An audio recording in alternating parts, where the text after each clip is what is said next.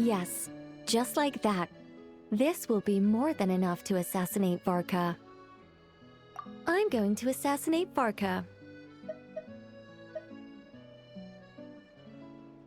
I need ideas for assassinating the Grand Master. I went over this with Alice a long while ago. She stands with me, and has even offered several ideas on how I might take him out. Of all her suggestions, this one seemed the most promising. Bring a full cart of Mondstadt's newest dandelion wine all the way here, and then, before Varka's very eyes, tip the entire cart over the cliff. Perhaps the monumental, overwhelming grief will make him collapse, or go drown himself in whatever other wine he can find. That doesn't sound like it'll work. Wait, no! Don't even think about doing something so horrible.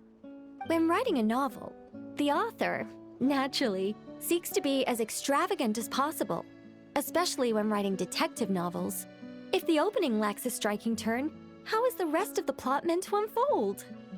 Alas, this will be my final attempt at writing detective novels. Oh, I suppose they call them crime novels in Inazuma.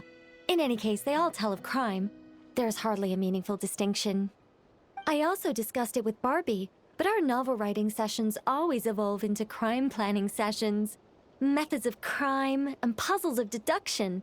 We have explored plenty of those, yet the plot would not advance. The Angel Killer case.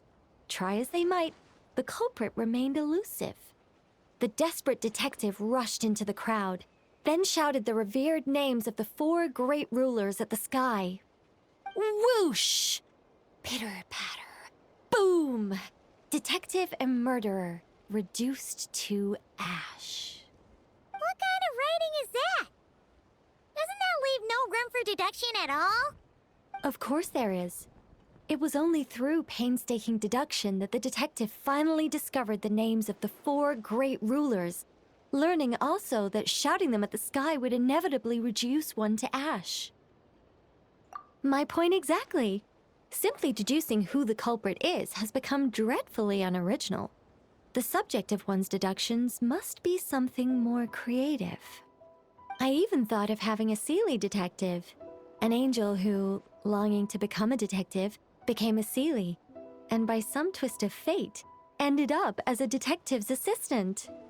All Seelies love to guide people, so this one went about leading the detective from case to case. I found the idea rather interesting. Come to think of it, the Seelie detective and the Angel Killer case seem far more interesting than assassinating the Grand Master. Never mind, guess I'll move on to work on that idea then. It's precisely because I overthink every little detail that I've lost interest in continuing. Not to mention the mountain of words I'll have to write. The very thought of penning all those words. Oh, what a hassle. And I can't even get a ghostwriter for this one. I'll just work on the Angel Killer case instead. But how might the detective deduce the truth? Perhaps he could have a conveniently informative dream.